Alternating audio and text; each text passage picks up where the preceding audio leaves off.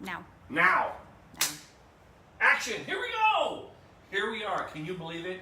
So, very exciting stuff. 2 weeks ago, emergency room, talking to the doctor, taking care of whatever. It's all good.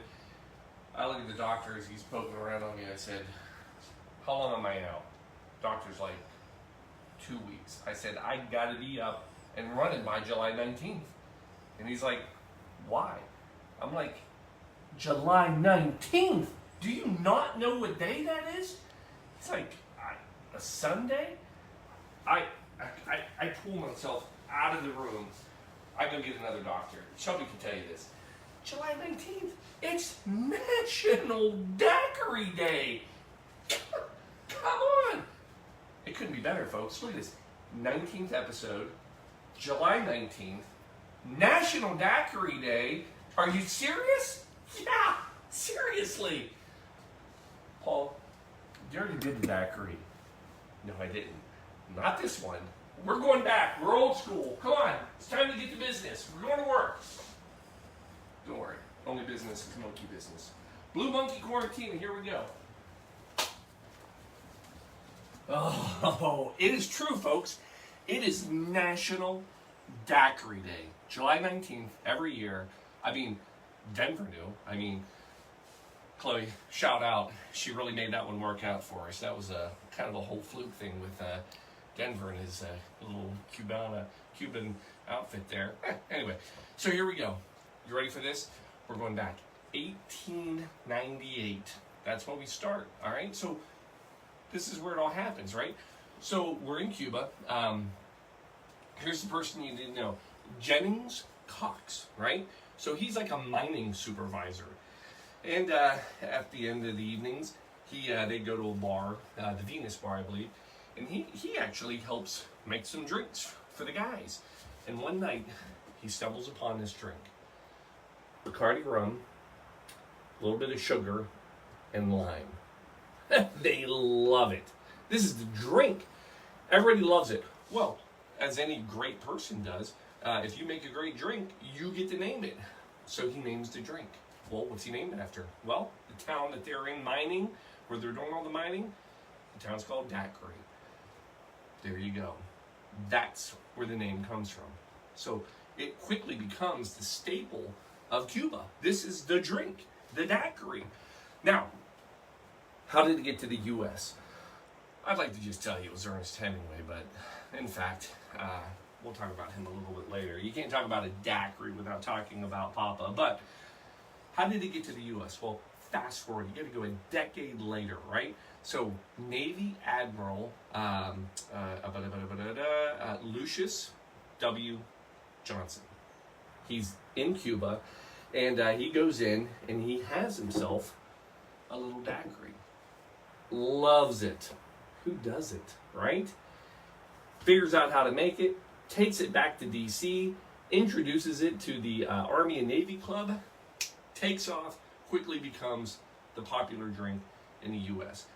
Especially World War II times, this really becomes popular because whiskey is hard to come by. Rum becomes very popular. The daiquiri explodes. Now, Paul, seriously, I swear to goodness, you've already made the daiquiri. I remember it. Matter of fact, I haven't seen the book yet, but I think it's on page 62. It's almost done. So anyway, we did do the daiquiri, but here's what you have to understand about the daiquiri. So, 1898 it comes out. Well, around that same time, that ends up becoming what is known as Daiquiri number 1. So if you look up in very old cocktail books, you'll see Daiquiri number 1. Daiquiri number 1 is rum, simple syrup, lime. That's it. Now, there's also daiquiri number 2, which comes out about 1920s, which is a very popular daiquiri at the time. Now that is rum, lime, sugar, orange juice, and curacao. Not as popular, but that is another daiquiri number 2. At the same time, about the 1920s, daiquiri number 3 becomes very popular and is introduced. That one, my friends, you may remember because it was rum, lime, maraschino liqueur, remember this one? And grapefruit juice.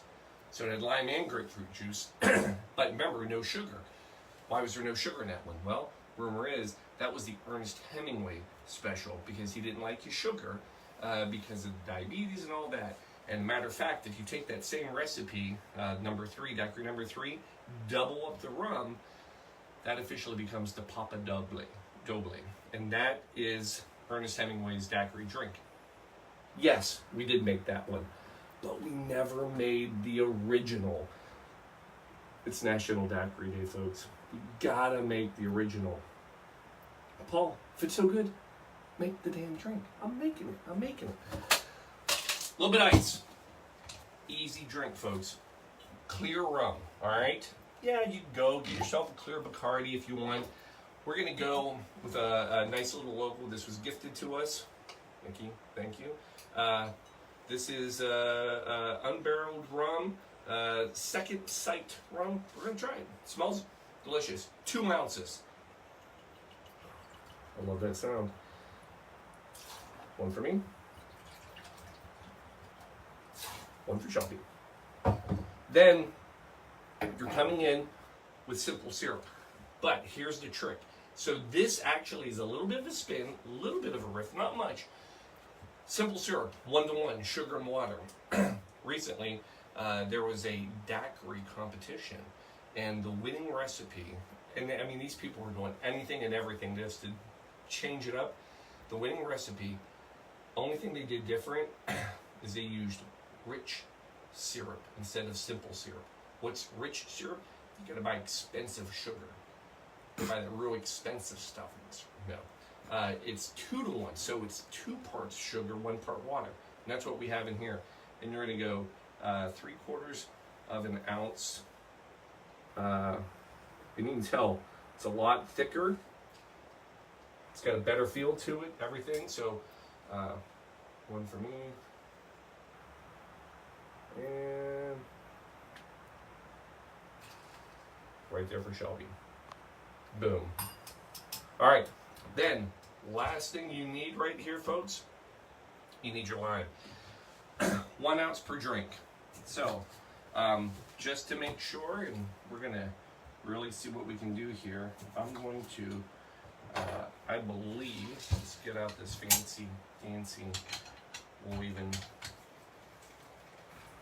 Are you gonna use that? Oh, we get there? Okay. Oh, say hi to your sister. She's watching What? live today. Well, we're measuring today, folks. We're gonna make sure we. Kirsten brought technology up to your sisters. Hi, fam. Here we are. So there's ounce per. Yeah. So that was 2 ounces. That's our line. Last thing, and I will tell you, this wasn't in daiquiri number 1. It wasn't in daiquiri number 2. Not daiquiri number 3. You got to go all the way to daiquiri quarantina before you find out that they also added emergency. Emergency. Thank you on this special National Daiquiri Day for not sponsoring the holiday, not sponsoring our show. Emergency. All right, give that a little sprinkle, and then, folks, that is it. That is your drink. Give it a good shake. Gotta be cold, folks. Wait till your hand almost numbs, or you break the glass. One time I broke the glass.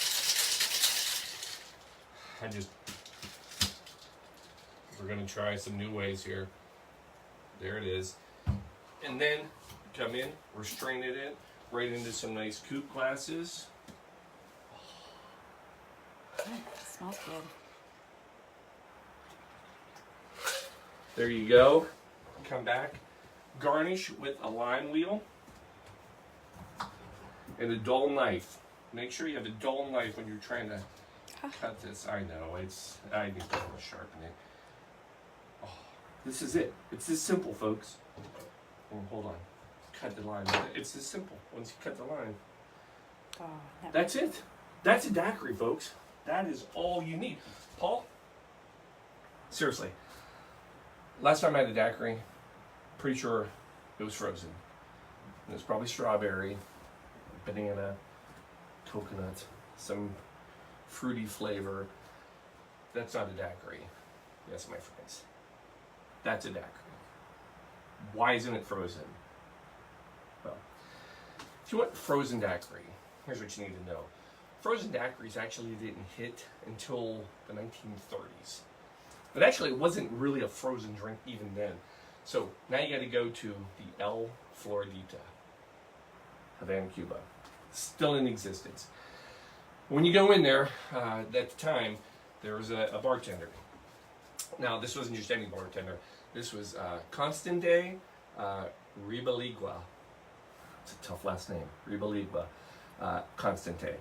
So Constante, he was actually the founder and originator of daiquiri number 3. But he was known to, when he made his daiquiris, every once in a while, he would serve it over shaved ice. Hence the frozen daiquiri. But rumor has it he didn't like to do it. Apparently he was like me as a bartender. People come in and say, hey, I want a frozen drink. He'd go, blender's broken. Actually, I didn't have blenders back then. That was about 1939 before the Wagner blender actually came into production. Up until then, all hand shaven ice. But that's where your frozen drink came from. So, how good is it? Oh, so good. So smooth. Not tart, not sweet. Taste of rum. Perfect. Folks, it's National Daiquiri Day. If you do anything today, it's Sunday. All right, it's the 19th. It's the 19th show. It's the perfect event. I don't have diverticulitis anymore. What more do you need to have a daiquiri? I can't think of anything. I'm drinking this bad boy myself tonight. Sorry, Shell, but cheers. Chink. I'm glad to see you drink it. Here we go, folks. Enjoy your night. Enjoy your Sunday. Happy National Daiquiri Day. Papa, Ernest, well done, my friend. Get some good stuff. Good night, everybody.